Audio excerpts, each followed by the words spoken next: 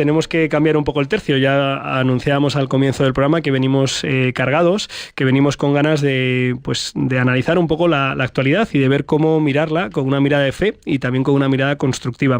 Y bueno, pues aunque es julio y como suele pasar de manera no infrecuente con algunos gobiernos, se aprovecha el verano para introducir actuaciones y líneas pues que son perniciosas, pero que aprovechando el verano parece que pueden pasar desapercibidas.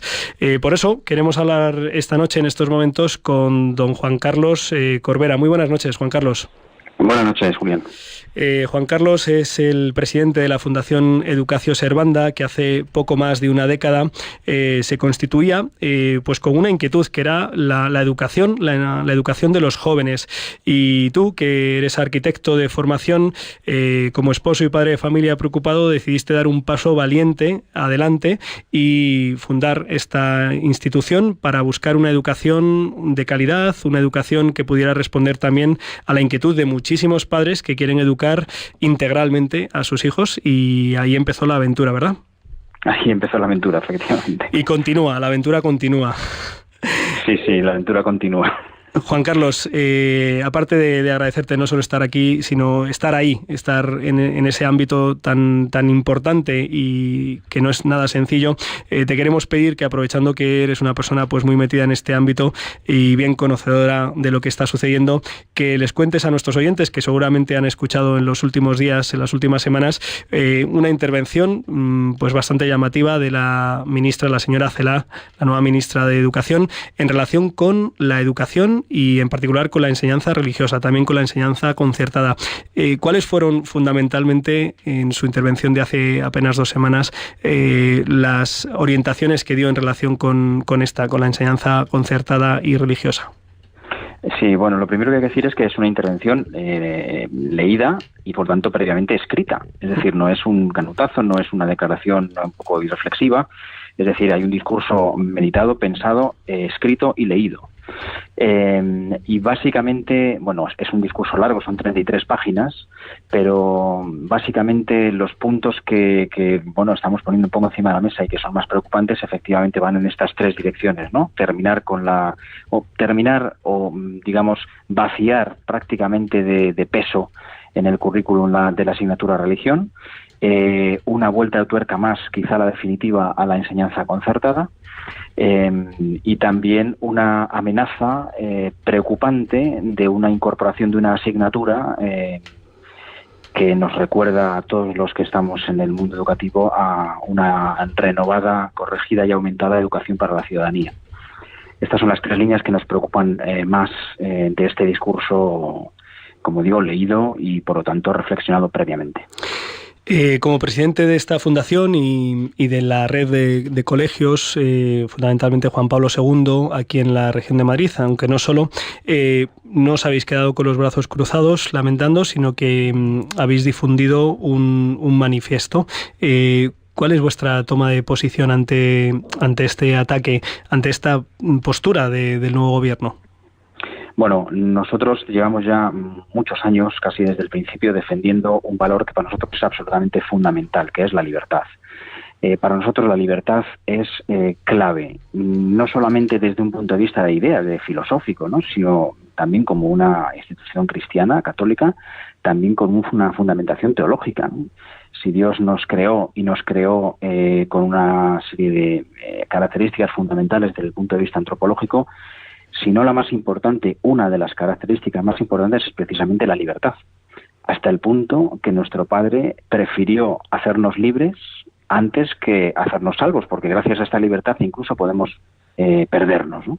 Es decir, cómo un cristiano puede estar en contra de este valor fundamental en la persona, que es la libertad. Esto, en primer lugar, es un ataque, estas indicaciones del Ministerio de Educación, es un ataque directo a la libertad de las personas y, en particular, hablando de enseñanza, es un ataque directo a la libertad de las familias, que somos quienes tenemos el derecho original, primario, fundamental e inalienable, como nos recordaba en el 2007 un documento importante de la Conferencia Episcopal Española, a la educación de nuestros hijos. protegido por el artículo 26 de la Declaración de los Derechos Humanos, por el artículo 27 de la Constitución. Es decir, es un derecho fundamental protegido, pero desde luego amenazado por estas visiones totalitarias de la educación. Y en este sentido habéis propuesto a todos aquellos que quieran sumarse poder también levantar su voz y sumarse a este manifiesto, que no sé exactamente cómo se puede colaborar en él, y también si podrías indicarlo, ¿no?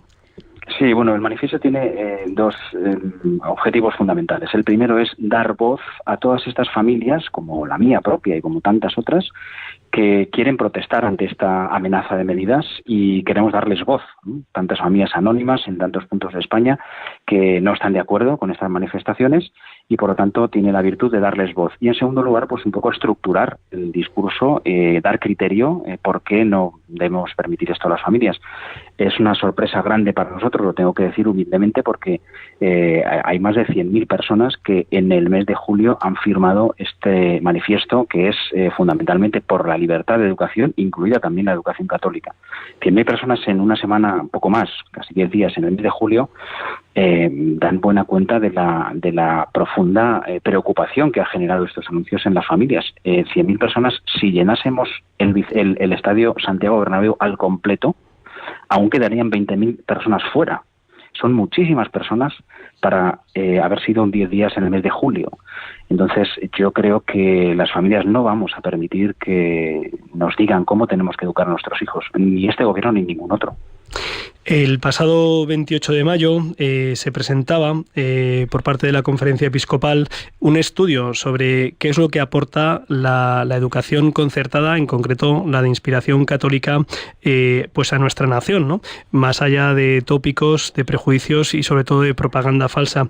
Se calculaba que más o menos por cada euro que recibía las instituciones de inspiración católica devolvían a la sociedad 1,38 €. No sé, Juan Carlos, si estás al tanto de estos datos que se compartieron por parte de la Conferencia Episcopal, y podrías compartir también con los oyentes cuáles son lo que aporta, lo que revierte a la sociedad la educación concertada, en concreto de inspiración católica. Sí, estás tocando un tema que para mí es fundamental, porque realmente el problema, bajo mi punto de vista, no es la educación concertada. Porque la educación concertada es una educación de ideario propio. También la Constitución española, en el artículo 27, dice que las personas tenemos derecho a crear centros educativos según nuestro ideario. Y además que estos centros, si se cumple la ley, pueden estar sostenidos también con fondos públicos. Yo estoy totalmente seguro que si el ideario de la mayoría de los centros concertados fuese otro, que no el católico, que no el religioso, pues quizá no estaríamos hablando de estos ataques permanentes a la educación concertada. Por lo tanto, no es tanto, bajo mi punto de vista, un ataque al sistema de la educación concertada, que claramente beneficia a todos, sino porque mayoritariamente estos colegios de ideario propio o concertados están bajo titularidades de órdenes religiosas o de fundaciones de un ideario cristiano. Y este es realmente lo que está detrás, ¿no? Como decías, la enseñanza concertada cuesta a la administración pública la mitad, más o menos es el 50%. Si cuesta una plaza escolar en un colegio público, cuesta al Estado 6.000 € al año, la concertada cuesta justo la mitad, 3.000. Y de los 8 millones de alumnos, más o menos, que hay en España, pues el 68% están en la pública, más o menos un 30% en la privada y más o menos un 25% en la concertada. Es decir, 1 de cada 4 alumnos eligen, sus padres por ellos, lógicamente, eligen la educación concertada.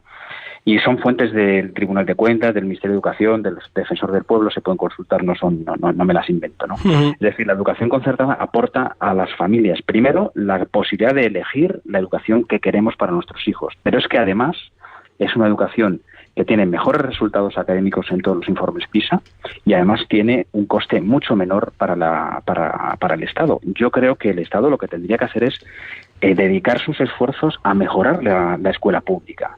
Dejen en paz a la escuela concertada, vigílenla, por supuesto, porque para eso están las normas y hay que cumplirlas, pero focalicen sus esfuerzos en defender la escuela pública, en mejorar la escuela pública, cojan ustedes los institutos públicos y los colegios públicos que son modelos y que son referencia para todos nosotros, y intenten ampliar esos modelos de éxito al resto de la escuela pública, en lugar de preocuparse tanto por meterse con la escuela concertada, que funciona, desde luego, desde el punto de vista estadístico, bastante mejor.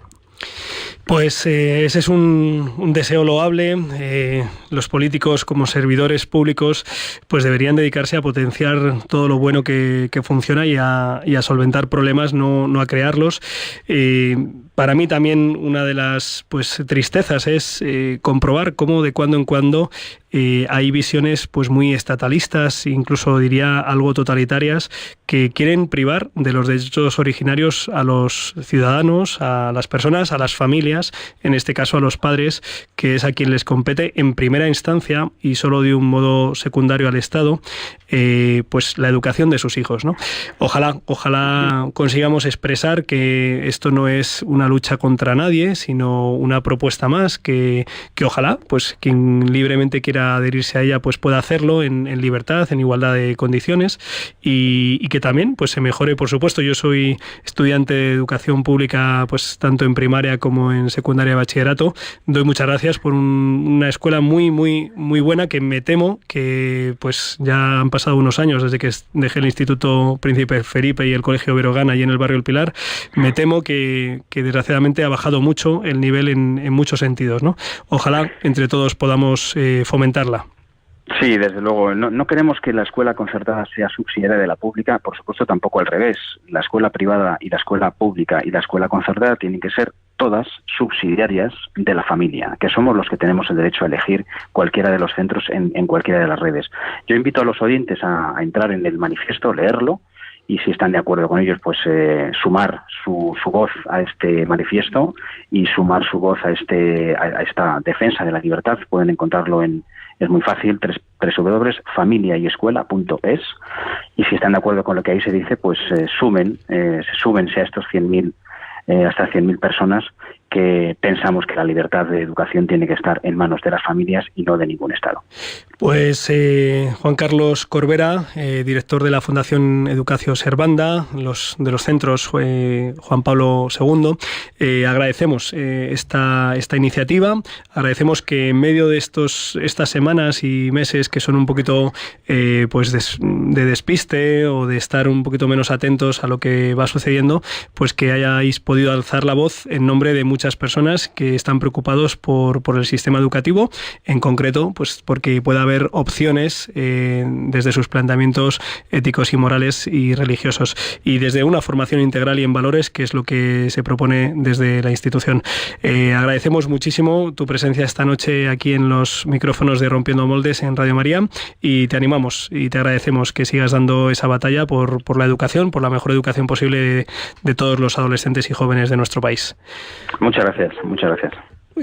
Un fuerte abrazo y... Igualmente. Seguimos con Rompiendo Moldes. Javier Hidalgo, me parece que has compartido en redes sociales también para nuestros internautas preferidos que puedan adherirse al manifiesto, ¿verdad? Hemos compartido todo, lo de la diócesis, lo del centenario, lo del concierto de Atenas, y esto también, por supuesto, lo hemos compartido para que lo consultéis y lo firméis, ojalá. Muy bien, vamos a dar paso.